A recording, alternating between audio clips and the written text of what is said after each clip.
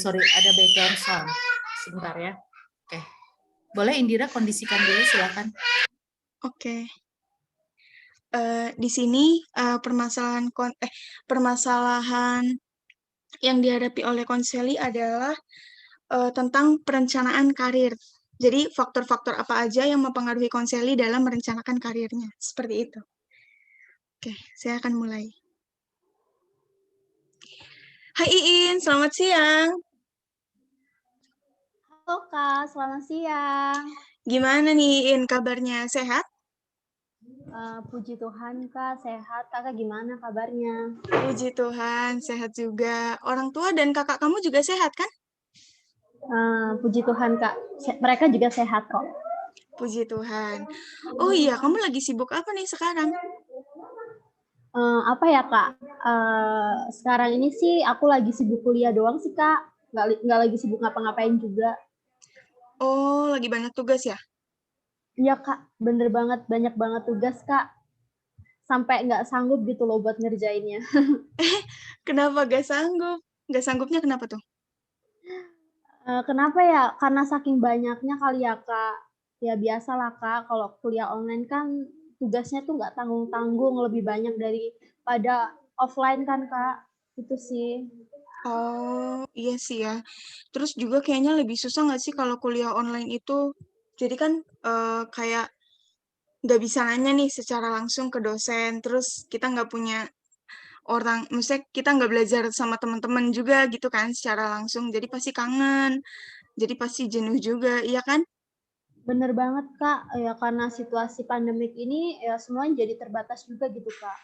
Iya, benar. Tapi kita kan cuma bisa berdoa ya, In, biar situasi ini bisa segera berakhir, sama kita cuma bisa menerapkan protokol yang udah dianjurkan oleh pemerintah. Iya Kak, bener banget. Kak, sebelumnya Iya. maaf, di sini Kenapa? berisik ya Kak? Oh iya, nggak apa-apa. Oh, oke. Kalau perasaanmu hari ini gimana nih? Perasaan aku deg-degan Kak, deg-degan banget. Deg-degan kenapa tuh? Ya, deg-degan karena mau konseling ini Kak. Oh, kalau gitu aku mau tanya deh. Dari skala 1 sampai 10, kamu meletakkan tingkat deg-degan itu ada di angka berapa? Di angka 7 Kak. Oh, Tinggi berarti banget cukup kan? cukup tinggi tuh ya. Iya Biar, Kak. biar kita bisa rileks nih selama kita konseling ini, aku mau terapin satu teknik biar kita lebih rileks gitu. Jadi di sini kita bakal terapin teknik pernapasan 5, 6, 7. Jadi 5 hitungan kamu tarik nafas, 6 hitungan kamu tahan nafas, lalu 7 hitungan kamu hembuskan nafas gitu. Kita coba bareng-bareng ya. Iya Kak. Oke. Sekarang kita boleh atur nafas kita bareng-bareng biar lebih rileks. Terus kalau misalnya mau pejamkan mata, boleh pejamkan mata ya.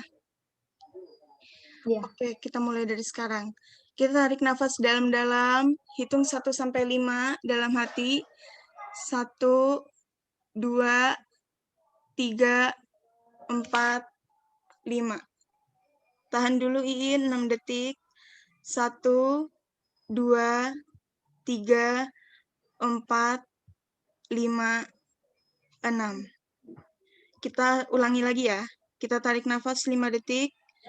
1, 2, 3, 4, 5. Kita tahan dulu 6 detik. 1, 2, 3, 4, 5, 6. Lalu kita hembuskan 7 detik. 1, 2, 3, 4, 5, 6, 7. Gimana sekarang perasaannya, Iin? Perasaannya jauh lebih tenang sih Kak, udah nggak kayak tadi deg-degannya gitu. Kalau tadi di angka 7, sekarang kira-kira ada di angka berapa nih? Di angka 5 Kak. Oke, berarti lumayan berkurang ya, Iin. Iya Kak. Oke. Sekarang, apakah kamu sudah siap untuk proses konseling di sesi kedua ini? Siap Kak. Oke, baik. Tapi sebelum kita mulai sesi kedua ini, aku mau jelasin terkait kesepakatan yang harus kita taatin selama konseling ya, Iin. Oke Kak. Jadi, kegiatan konseling kita pada sesi kedua ini itu akan berlangsung selama kira-kira 30 menit lah, 30 menit ke depan. Dan sekali lagi aku sampaikan bahwa jangan pernah ragu untuk mengungkapkan apa yang menjadi permasalahan kamu ya. Karena di sini aku akan menerapkan asas kerahasiaan selama proses konseling ini. Gimana sampai sini? Ada yang mau ditanyain nggak? Enggak sih Kak, udah paham banget. Oke, kesepakatan selanjutnya adalah kalau misalnya kamu nanti ngerasa haus, kamu boleh banget izin untuk minum ya. Kecuali kalau lapar, itu nanti kamu bisa tahan dulu. Terus nanti kalau misalnya kamu haus, kamu boleh minum aja biar nggak dehidrasi. Oke Kak. Oke, mantap Iin. Sekarang sebelum masuk ke sesi, aku mau klarifikasi dulu ya terkait cerita kamu di sesi pertama kita kemarin. Iya. Jadi, kamu udah semester 6 ya sekarang dan sedang menekuni jurusan di BK ya, Bimbingan dan Konseling. Iya Kak, bener banget. Tapi saat ini kamu ngerasa salah ya dalam memilih jurusan. Kemarin kamu sempat cerita karena jurusan yang sedang kamu tekuni saat ini, yaitu BK, itu sebenarnya merupakan rekomendasi dari ibu. Terlebih di semester 6 ini, kamu udah mulai peminatan kan, dan kamu memilih BK sosial. Jadi semakin ke sini, kamu ngerasa bahwa ini tuh bukan jalan kamu gitu. Setelah kamu mempelajari beberapa mata kuliah di bidang BK, terutama di BK sosial. Betul begitu ya, Iin? Iya Kak, kurang lebihnya sih kayak gitu Kak. Tapi sebenarnya aku nggak ngerasa salah jurusan juga sih Kak. Gimana ya Kak jelasinnya? Lebih ke bingung aja gitu, bimbang gitu. Sebenarnya ini beneran jalan aku apa bukan sih gitu sih. Oh gitu. Tapi kamu ngerasa bimbang gini itu baru kerasa di semester 6 ini atau emang udah pernah ngerasa juga di semester sebelumnya? Sebenarnya ya Kak, aku ngerasa kayak gini, udah mulai di semester 4 akhir gitu Kak. Udah mulai bingung tuh, karena aku tahu kan di semester 6 ini tuh akan ada peminatan gitu ke pendidikan atau ke sosial. Nah, di semester 5 itu aku ngerasa enjoy aja gitu Kak, kayak jalanin aja deh gitu kan. Nah, mulai di semester 6 ini nih, bener-bener bimbang banget gitu. Mungkin karena aku udah setengah jalan kali ya, Kak. Kayak udah mempelajari banyak banget materi gitu, termasuk di bidang BK sosial. Nah, pas di setiap, eee, mata kuliah peminatan itu, aku ngerasa kayak, "Aduh, kayaknya ini bukan aku banget," gitu, Kak. Oh gitu. Tapi sebelum milih peminatan ini, kamu ada minta saran ke orang terdekat gitu nggak? Misalnya orang tua, kakak, atau teman, atau bahkan mungkin pacar gitu? Kalau pacar jelas enggak sih, Kak. Kan aku nggak punya pacar, Kak. Tapi kalau ke temen sih iya, Kak. Aku selalu nanya ke mereka tuh kayak, menurut kamu aku lebih cocok ke pendidikan atau sosial nih?" Gitu kan. Dan jawaban mereka tuh sebenarnya pendidikan, Kak. Karena mereka tahu gitu kalau latar belakang keluarga aku itu rata-rata ya guru semua. Kayak ibuku tuh guru, bapakku itu guru, terus kakek nenekku tuh juga guru, Kak, dulunya gitu kan. Ya banyak deh, Kak, pokoknya yang jadi guru di keluarga aku itu. Makanya mungkin saran dari teman-teman aku adalah aku tuh masuk pendidikan gitu.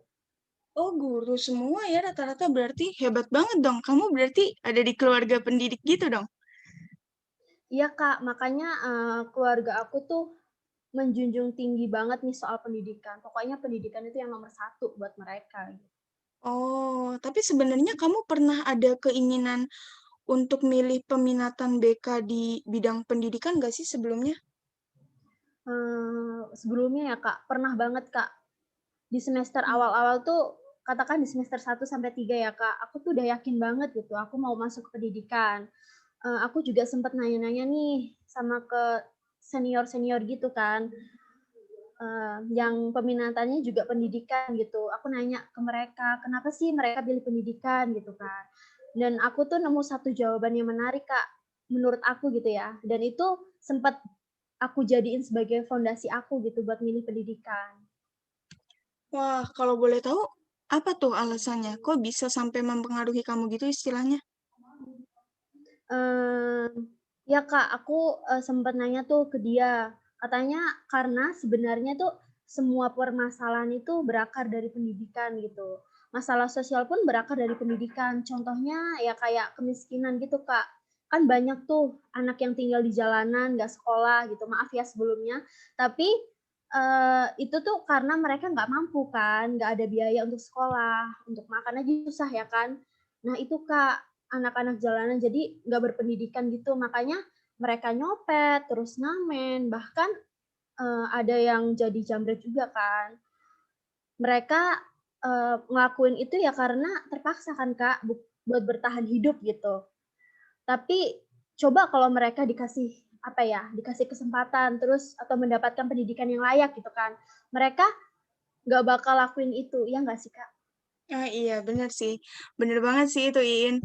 Dan akhirnya hal itu ya yang ngebuat kamu tuh jadi yakin gitu untuk memilih peminatan gitu nantinya. Nah, iya itu, Kak.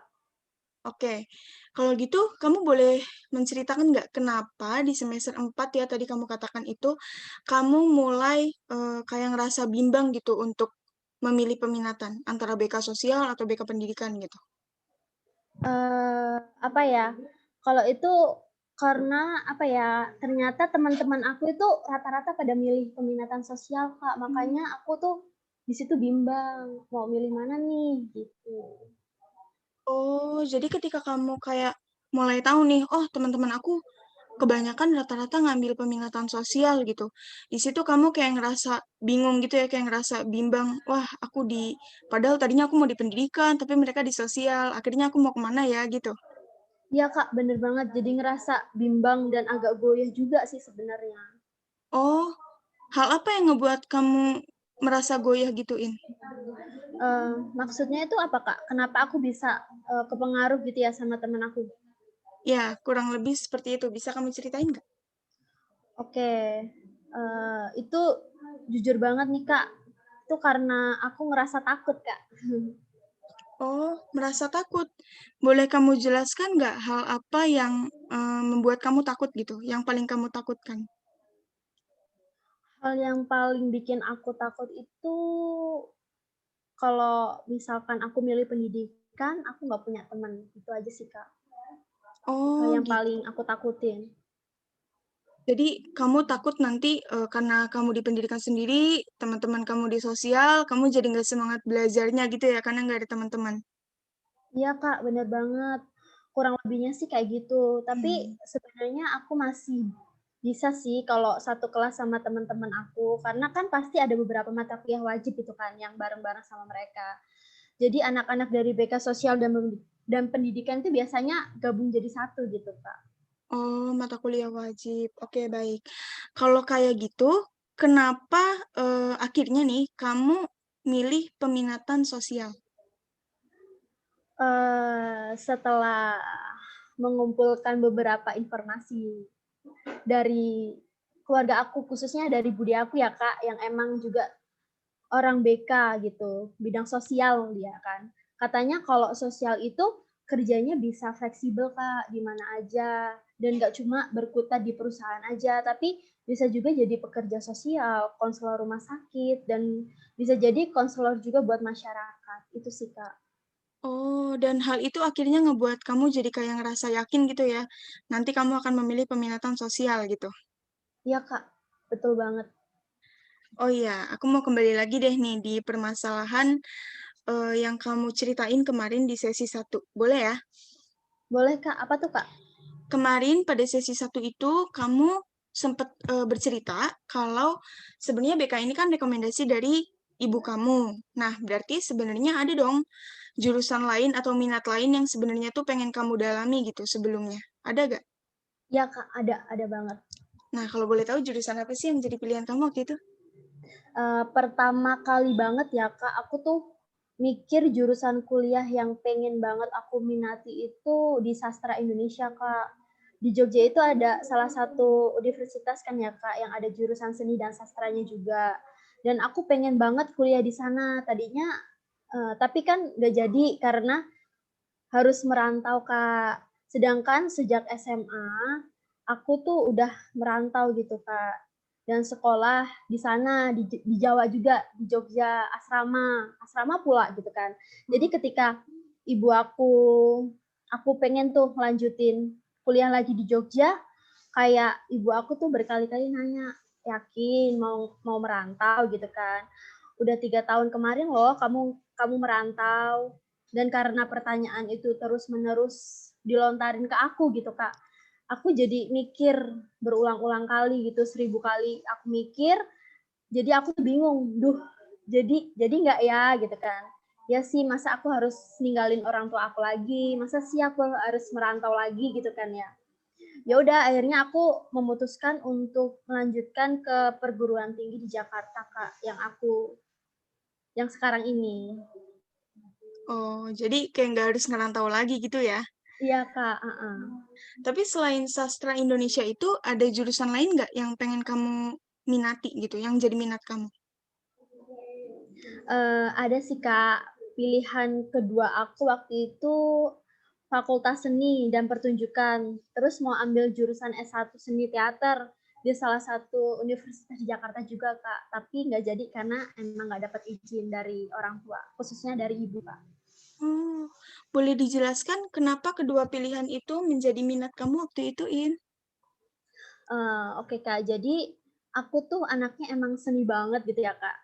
Aku tuh suka banget seni dari kecil, rasanya tuh seneng banget gitu ketika aku menyalurkan semuanya tuh lewat seni, lewat gambar, terus menyanyi, menari, itu tuh rasanya lega aja gitu Kak buat aku gitu kan. Selain itu aku juga suka karena emang ibuku tuh punya bakat itu juga gitu. Uh, aku sering banget nyalurin apa yang aku rasain itu lewat sastra, puisi, cerita, atau bahkan cuma sekedar nulis-nulis kata-kata yang akhirnya bisa jadi sajak gitu, Kak. Dan ibuku juga punya bakat di situ juga, Kak. Jadi mungkin nurun kali ya ke aku bakatnya. Jadi itu sih, Kak, alasan aku kenapa milih kedua minat itu, Kak. Wah, keren banget. Jadi seni dan sastra itu kamu gunakan sebagai media untuk istilahnya kayak menyalurkan perasaan kamu dong ya. Ya, Kak, bener banget. Keren banget ya, kamu hebat. Tapi ketika Makasih. ketika ibu memberikan rekomendasi untuk kamu gitu, untuk masuk ke BK, itu kamu sempat ada pertentangan nggak sama ibu kamu? Awalnya sih sempet, Kak, tapi pada akhirnya aku ya nurutin aja lah, Kak, apa yang dipengenin sama ibu aku gitu. Oh, boleh dijelaskan nggak kenapa akhirnya kamu nurut ibu kamu gitu? Awalnya aku tuh mikir bahwa minatku itu hanya di seni dan sastra gitu, Kak. Tapi ternyata setelah mengikuti tes psikologi yang waktu itu sempat diberikan di sekolah pada waktu aku SMA ya, Kak. Minatku tertinggi kedua adalah sosial, Kak.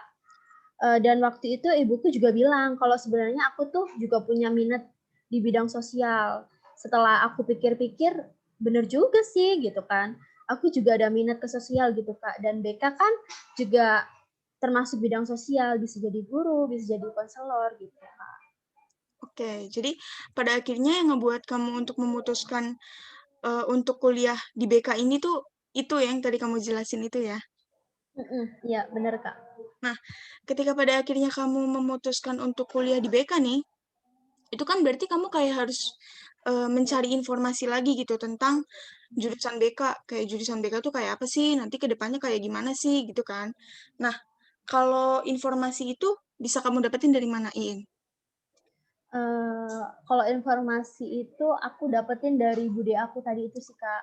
Karena dia kan orang BK kan. Selain itu juga aku sempat konsultasi juga nih sama guru BK SMP aku yang waktu itu juga sempat kuliah di yang aku kuliahin sekarang ini gitu. Aku mengumpulkan informasi terkait apa aja sih yang dipelajari di BK, terus kerjanya di mana, jadi apa. Kayak gitu sih Kak kurang lebihnya. Oke, baik. Nah, Iin, sekarang aku mau ajak kamu nih untuk menerapkan salah satu teknik dari pendekatan konseling yang pasti udah kamu pelajari nih kayaknya harusnya nih. Iya Kak, ini yang aku tunggu-tunggu. Teknik apa tuh Kak? Tekniknya adalah teknik WDEP. Kamu tahu kan teknik WDEP?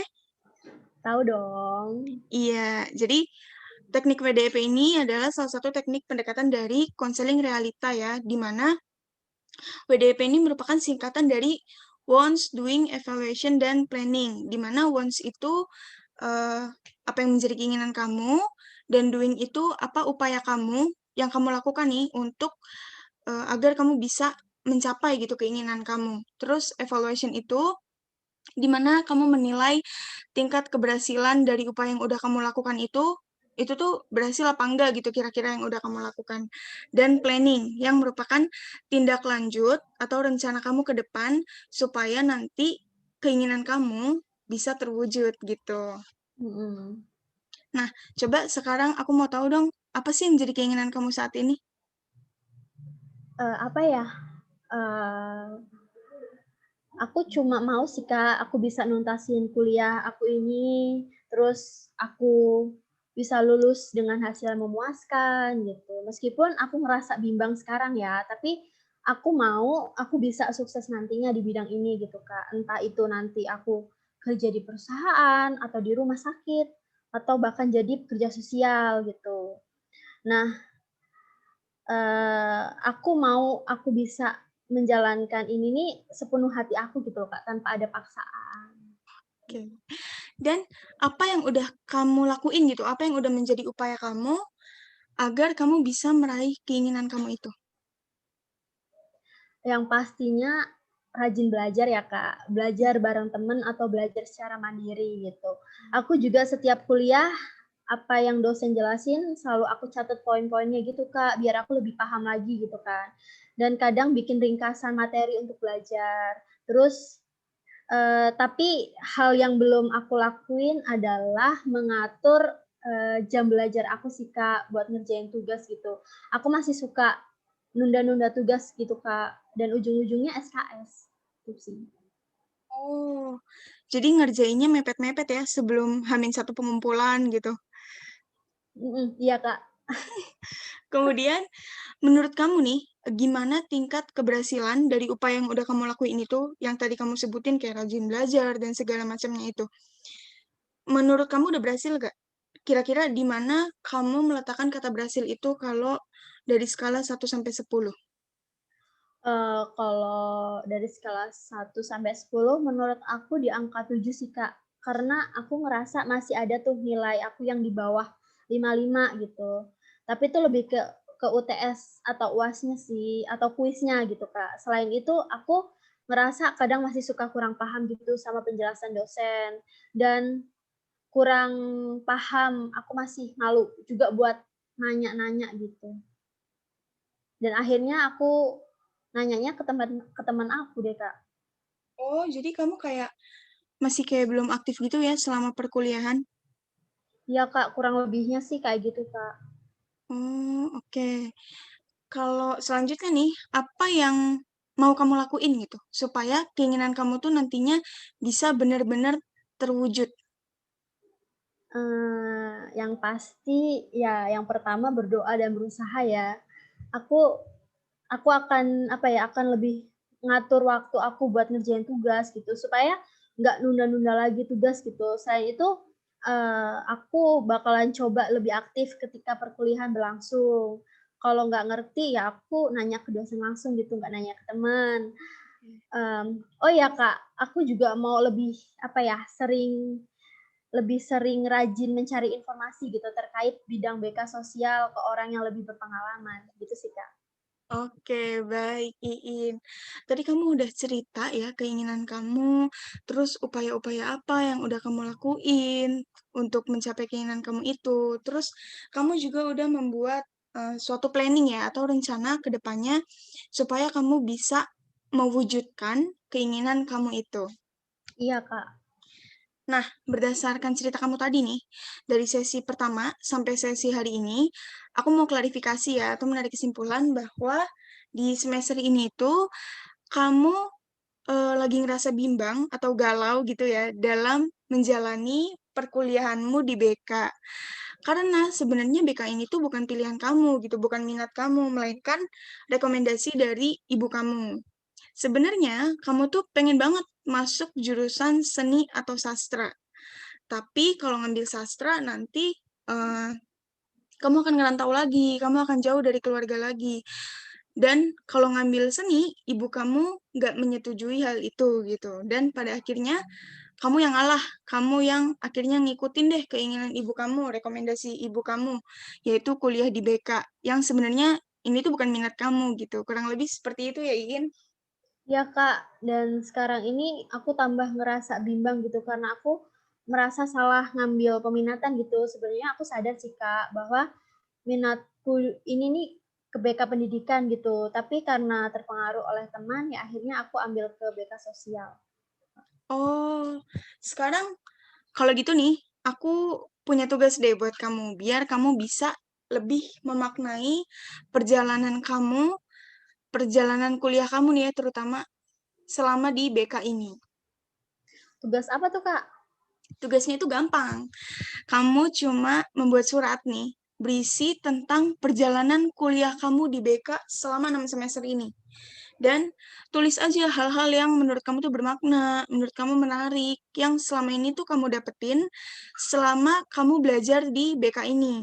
Nah, pada pertemuan berikutnya, aku mau surat itu kamu bacain, udah ada gitu ya, surat itu kamu bacakan di depan aku, dan nanti kita cari makna apa yang udah kamu dapetin selama kamu kuliah di BK gitu. Apakah penjelasan aku terkait tugas ini cukup jelas dan dapat Eh, dimengertiin?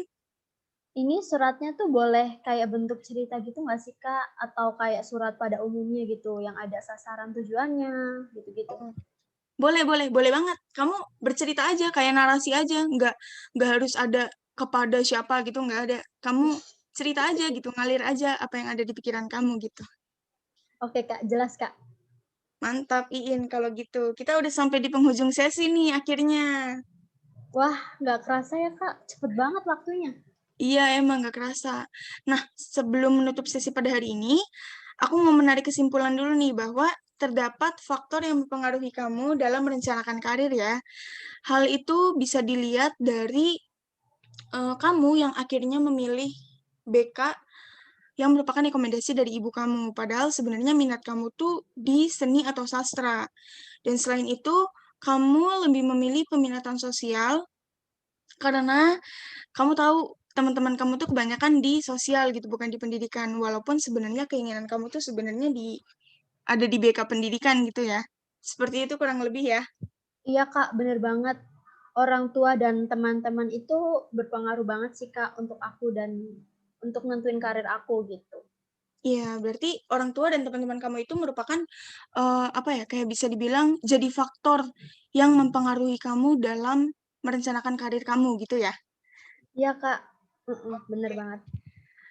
Oke, sekian konseling kita pada hari ini, In. Terima kasih ya atas keterbukaannya. Senang banget kita bisa ketemu lagi walaupun masih dalam online gini ya. Kita gak bebas karena kan masih pandemik. Tapi aku senang banget bisa berdinamika lagi sama kamu pada hari ini. Nah, pada sesi selanjutnya nanti kita lanjutkan di minggu depan ya di jam yang sama. Kalau misalnya minggu depan itu kamu bisa nggak kira-kira di jam yang sama juga? Bisa Kak, bisa, bisa. Oke, pokoknya kalau misalnya ada halangan nih, tiba-tiba kamu kabarin aku aja H-3 pertemuan gitu, biar aku juga bisa menyesuaikan jadwal kita yang baru lagi gitu. Oke Kak. Oke, terima kasih Iin. Sampai ketemu di pertemuan selanjutnya. Tuhan memberkati. Terima kasih juga Kak. Dah. Oke, sehat-sehat ya. Ya Kak. Oke, sudah Bu.